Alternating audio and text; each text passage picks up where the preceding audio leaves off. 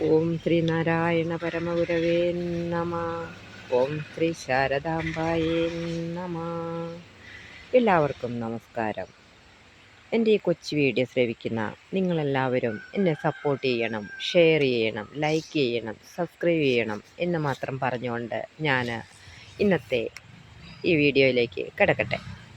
വിനായക അഷ്ടകത്തിന് ഒരു ആമുഖം, അതാണ് ഇന്നത്തെ എൻ്റെ വിഷയം. വിഘ്നേശ്വരനായ മഹാഗണപതിയെ പ്രകീർത്തിച്ചുകൊണ്ട് സംസ്കൃതത്തിലുള്ള മഹാസ്തോത്രമാണ് ശ്രീനാരായണ ഗുരുദേവൻ്റെ വിനായകാഷ്ടകം. 1884 ഈ കൃതി രചിച്ചിട്ടുള്ളത് എന്ന് നടരാജഗുരു സാക്ഷ്യപ്പെടുത്തുന്നു.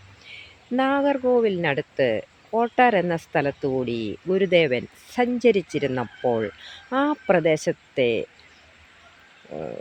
ഭക്തജനങ്ങൾ ആരാധിച്ചിരുന്ന ദുർദേവതകളെ കാണുകയും ഈ ആരാധനാക്രമം നിലനിർത്താൻ പാടില്ല എന്ന് ഗുരു അരുളി ചെയ്യുകയും ചെയ്തു.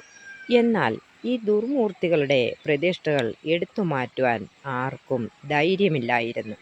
ഗുരു തന്നെ ഈ ദുർദേവതകളുടെ പ്രതിഷ്ഠകൾ എടുത്തുമാറ്റി തുടർന്ന് അവിടെ ഒരു ക്ഷേത്രം നിർമ്മിച്ചു.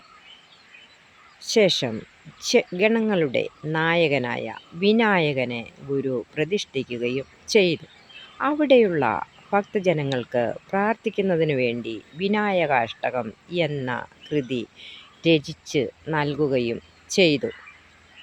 ഓം ശ്രീനാരായണ പരമഗുരവേ നമ.